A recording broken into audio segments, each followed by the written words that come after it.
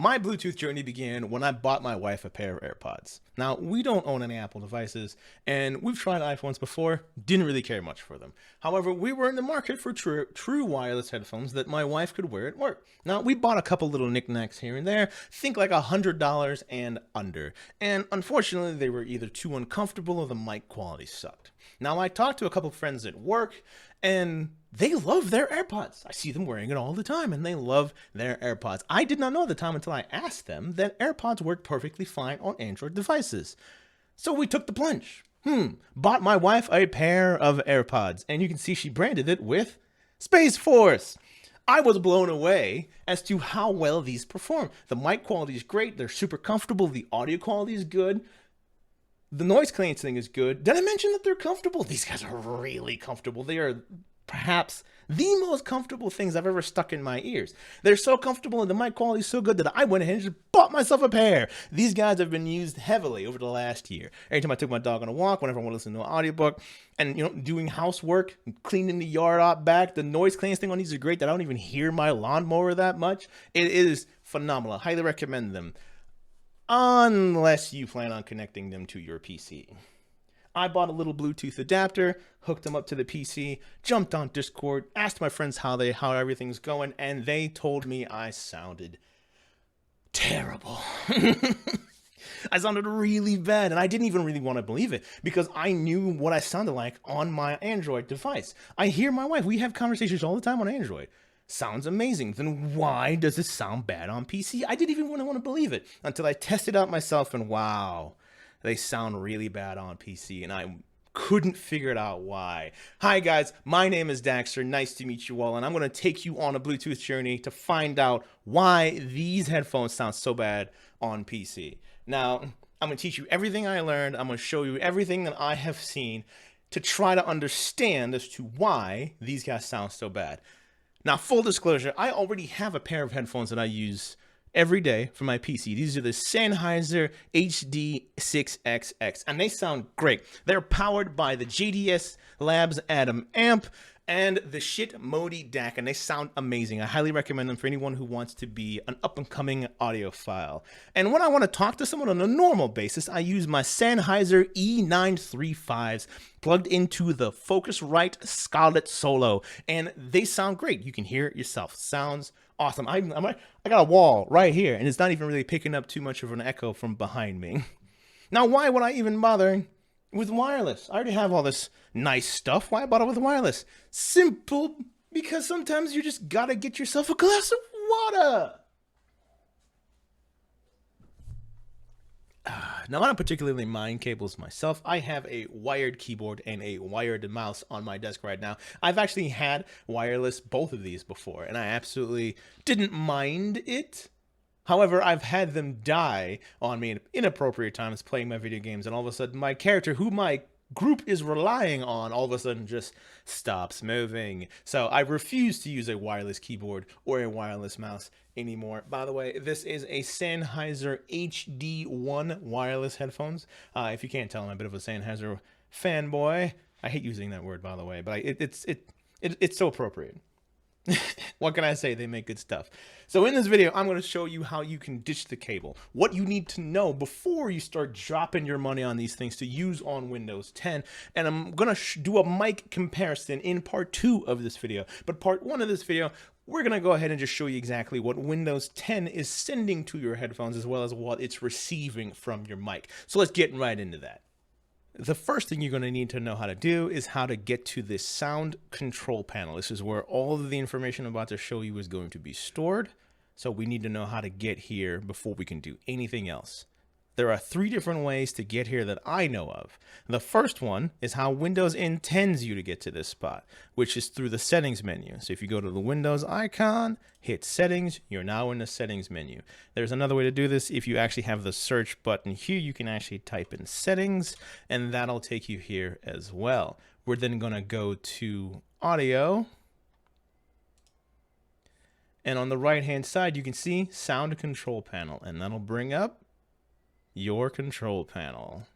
The second way to get to your audio control panel, and this is the way I use when I'm trying to help someone troubleshoot audio problems, because it's actually the default least amount of clicks to get to the control panel. And it's if you right click on the sound icon down here in the bottom right corner of your screen next to your clock, if you right click on that guy, go to sounds, it's going to bring you to your sound control panel. It's going to drop you in a different tab, but we are ultimately in the same place. The third way to get to the audio control panel is actually going through the normal control panel that's built within Windows. If I go to the search function down here, or you can just type Windows key S to bring this up, type in control, you can see the top option is control panel. And that'll bring you to this menu. It might come up in the category function here. I don't really like using it. I prefer having all of the icons laid out in front of me. And I can just click on sound here to bring up the control panel. Now, this is my favorite way to actually get to the audio control panel, mainly because this menu makes me nostalgic, because it was the normal way you would come in to mess with anything within Windows, whether that be your networking or whatever. But the main reason why this is my favorite way is because if you come over here and right click on this guy, you can see that you can create a shortcut. Now, if I click this, it's going to error. And the reason it's erroring is because the Windows doesn't let you add anything extra to this control panel. So it's telling you can't put the desktop here, because this is technically a folder within Windows, but it's not letting you put the shortcut here. It's saying, do you want to put a shortcut on your desktop? And we're going to go ahead and click yes on this because I want the shortcut on my desktop. And there we go. This is how I normally get to my sound control panel, because I have a shortcut right here now. Boom. Okay. Now that we're here, what can we do? Now let's talk about the obvious first, the 4 tabs at the top. First tab is actually going to be playback. This is where the audio is coming out of your PC. Recording tab, this is where the audio is coming into your PC. Sounds tab, this is where all of the audio notifications that Windows uses to communicate with you. Think of like the error message that you just heard. Or if you're plugging in a USB device or anything of a sort, you can actually come in here and change all of those sounds here if you choose. You know, just pick a different one if you want to mess with this. You can also download themes online if you want to play with this. I haven't done that in years. I don't know what the Windows 10 experience is like, but if you download a sound theme, use at your own risk. Last tab, communications. Just come in here and set this to do nothing. If you're noticing that when you are talking, your music is getting quieter, come in here and make sure this is set to do nothing. If this doesn't solve your problem, the issue is in whatever software you're using that is capturing your mic input. Okay, let's go back to the playback tab. In this tab, you can see that I only have one device showing up here, and this is actually my Modi DAC that's hooked up to my Sennheiser HD6XXs. And we can see a lot of information about this if we were to click on it and then click properties down here, or you can right click and go to properties. I'll talk about these other settings in a second, but first we're just going to go to properties. Another window is going to pop up, and in this particular case, I have 6 different tabs. There's a lot of different things you can see and mess with and stuff in here. Feel free to play around with this. I don't think you can break anything in here. I have never broken anything, but it's better to play around so you know what all this stuff does. The first little tip I'll give you is when you go to this enhancements tab, just disable everything. These enhancements normally just cause more issues than it helps, so just turn them all off. There's a lot of different things you can come in here, but the first thing I want you to see, and this exists with all of the different audio devices you plug in, is this Advanced tab. In this Advanced tab, you can actually see what Windows has selected in terms of the bit rate and the hertz that it's going to send to your device. Now, in my particular case, if I actually drop down here, you can see I have a whole bunch of different options. You're not normally going to see this many options. This DAC actually lets Windows know all the different things it can support. Now, in my particular case, I have it set to 96,000 kilohertz, and I have that on purpose. I'll explain that a little bit later. You can also click the test button here if you want to double check your audio to make sure you're getting sound coming out of your audio. Let's close this for a second and head over to the recording tab. Here you can see my audio interface, which is my Scarlett Solo that's plugged into my microphone that I'm talking to you right now. You can see that on the right side here as my little green bars go up and down. Let's go ahead to the properties of this guy. In here, you can see we got 4 tabs, including one tab, the Listen tab, that was not on the audio playback device. This is actually how you listen to your microphone, and it's one way I checked my AirPods for the horrible audio quality that those guys were spitting out. This is going to put the raw audio from your microphone directly to your default playback device. If that's a speaker, you're going to get some feedback. The levels tab is actually where you can increase or decrease the gain of your microphone on the Windows level. I normally don't mess with this. I normally just set this to maximum and then just change it in whatever software I'm using, whether that be Discord or OBS.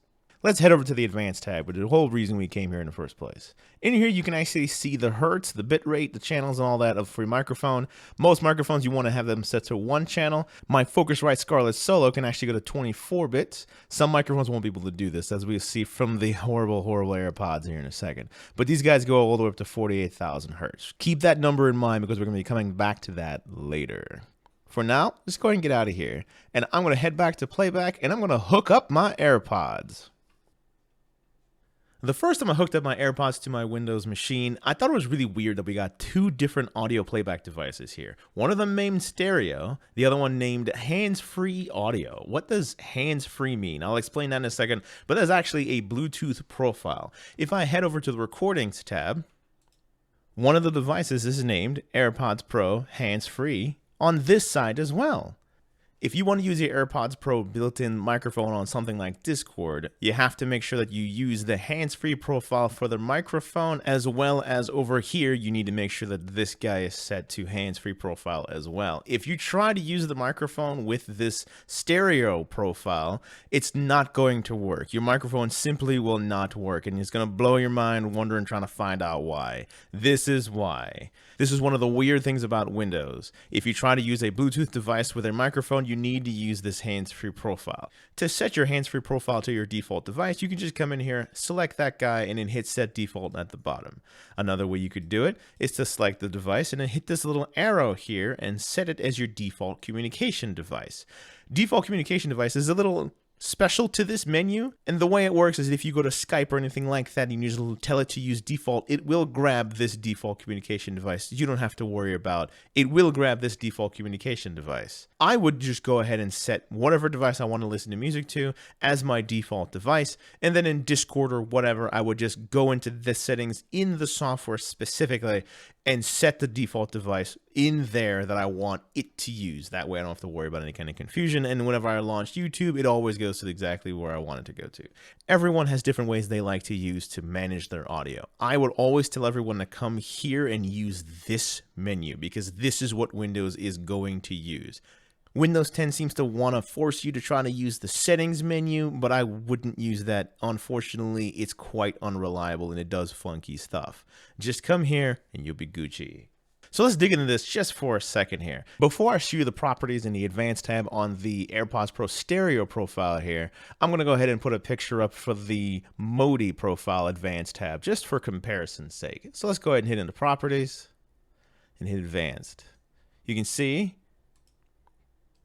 only 2 options in this dropdown, and it only goes up to 44,000 hertz. The Modi kind of sort of kicks this in the shins, but in all honesty, that's not bad. Take a look at this. If I go to Google and just simply type in human hearing range in hertz, you can see that we really can only hear from 20 hertz to 20,000 hertz. Going to this Wikipedia page, you can see that it lists out a bunch of different comparisons as to what other animals compared to humans can hear. And humans can go as high as 28,000 hertz. Cats can go all the way to 79,000 hertz. Dogs can go to 45,000 hertz. I thought dogs could hear better than cats. Oh well. And on. You can see the differences here. But key point, humans can't go above 28,000 hertz. So you might be asking, what's the big deal? So what if the AirPods can only go to 44,000 hertz, while the Modi DAC can go all the way to 192,000 hertz? I'll tell you right now, anything above 48,000 hertz, as far as audio equipment goes, is basically marketing. I have mine set to 96,000 hertz just for the hell of it, in all honesty. Going to drop.com, which is where I bought my HD6XXs, go down to details. You can see that the frequency response on this, guys, is only going up to 41,000 hertz, meaning that the 192,000 hertz coming out of my Modi DAC is pointless, proving that it really is just a marketing scheme. I can't even hit that even if I wanted to.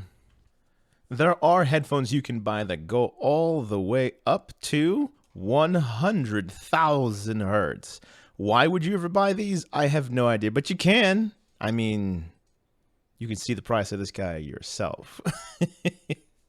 Now, I'm not trying to make an argument saying that it's completely pointless going above 48,000 hertz, but let's be real. If anyone can tell the difference, it's probably a very small percentage of the population. I know personally that I don't care. Even if I could tell the difference, it probably would be so small that I wouldn't even notice it. So why would I spend the extra money to go above and beyond buying something that won't make enough of a difference to me personally? So by that frame of reference, my AirPods only going to 44,000 hertz doesn't really seem that bad. All right, let's close this guy out and head over to the hands-free profile, properties, advanced. 8,000. Y'all seeing this? 8,000. We just went over all this madness talking about the human hearing can go all the way to 20,000 hertz and all that fun stuff. Cats can do this, dogs can do that, and the AirPods can only do 8,000. What? You definitely can hear the difference here, and I can't even change it. All this thing can do is 8,000. You will definitely be able to hear the difference between 8,000 and anything else. Let's pause for a second right here, take a screenshot of this guy, and let's head over to the microphone. Checking out the AirPods microphone, properties, advanced. Look at that, 8,000. This is why everything sounded so bad. Let's put up a picture here just to compare this guy to the Scarlett Solo powering my Sennheiser microphone, just for comparison's sake. And you can see that the Scarlett Solo can go all the way up to 48,000 hertz. 40,000 hertz higher than my AirPods can pull off on my Windows 10 machine. I'm going to jump, let me jump to a different topic here just for a split second, explain exactly what hands-free actually is. Let's head back over to Google and type in hands-free Bluetooth profile. First link is Wikipedia. Let's take a look. Wow, this is a big page. There's lots of Bluetooth profiles, but what we care about is number 18, hands-free Bluetooth profile. Reading through this, you can see that there's multiple different versions of hands-free, and it also goes up to 16,000 hertz. Now, is this one way or is this both ways split 16? I mean, it makes sense to think that it's 16,000 split. At first, it makes sense to think that this is 16,000 split until you do a little bit more digging. Let's completely disconnect the AirPods Pro, and I'm going to plug up a different set of headphones. Now I just hooked up the Tautronics Sound Liberty 79. These are a $50 pair of true wireless earbuds that I picked up on Amazon maybe a year ago. It's the one I waved at you at the very beginning of the video. You can see that this guy has the hands-free profile as well as the stereo profile. Let's go ahead and go to the hands-free just to do a comparison to the AirPods. And I'll put a picture of the AirPods on the side for comparison's sake.